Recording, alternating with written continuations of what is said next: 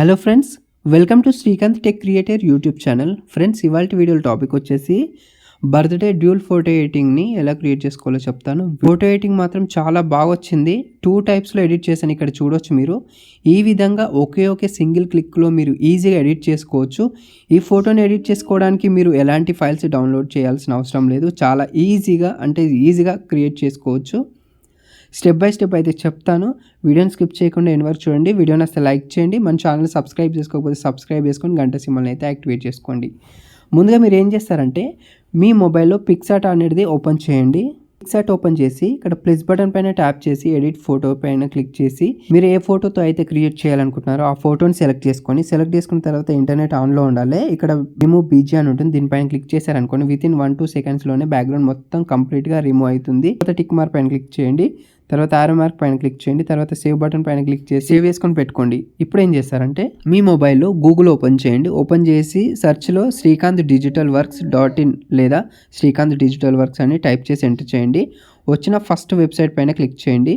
ఇక్కడ search option ఉంటుంది. దీనిపైన క్లిక్ చేసి ఇక్కడ మీరు STC39 టైప్ చేసి ఎంటర్ చేయండి. వచ్చిన ఆర్టికల్ ఏదైతే ఉందో ఓపెన్ చేసి కిందికి రండి. కంప్లీట్ కిందికి వస్తే ఇక్కడ మీకు ఎలైట్ మోషన్ బర్త్డే బ్యానర్ అని ప్రీసెట్ ఉంటుంది.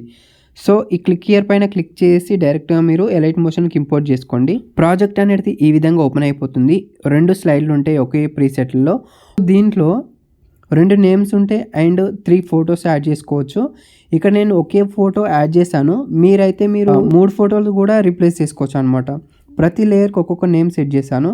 సపోజ్ ఇక్కడ ఫస్ట్ లేయర్ పైన క్లిక్ చేసినాను. టెక్స్ట్ లేయర్ పైన లక్కీ అని ఉంది. ఎడిట్ టెక్స్ట్ పైన క్లిక్ చేసి ఇప్పుడు నేను ఇక్కడ కంప్లీట్గా రిమూవ్ చేస్తున్నాను. చూడండి, ఫస్ట్ ఇక్కడ టెక్స్ట్ అనేది మీరు వర్టికల్గా తీసుకోవాలి. సపోజ్ ఇక్కడ మళ్ళీ రాసిస్తున్నాను. చూడండి, ఎల్ కొట్టేసి మళ్ళీ ఇక్కడ ఎంటర్ ప్రెస్ చేస్తున్నాను. అంటే వర్టికల్గా లెటర్ బై లెటర్ మాత్రమే మీరు ఎంటర్ చేయాలన్నమాట. LU మళ్ళీ ఎంటర్, C మళ్ళీ ఎంటర్, K మళ్ళీ ఎంటర్. ఈ విధంగా మీరు తీసేసుకోవాలన్నమాట. తీసుకున్న తర్వాత పైన బర్త్డే టెక్స్ట్ ఉంది. ఒకవేళ ఈ ఫాంట్ కనుక నచ్చకపోతే మీకు నచ్చిన ఫాంట్ అయితే ఎడిట్ టెక్స్ట్ పైన క్లిక్ చేసి ఫాంట్ స్టైల్ అనేది చేంజ్ చేసుకోవచ్చు. తర్వాత ఇక్కడ ఫస్ట్ లెఫ్ట్ ఫోటో లేయర్ పైన క్లిక్ చేశాను. కలర్ అండ్ ఫిల్ ఆప్షన్ పైన క్లిక్ చేసి మీడియా పైన క్లిక్ చేసి మీ గ్యాలరీలో నుండి ఫోటోని సెలెక్ట్ చేసుకొని యాడ్ చేసుకోండి.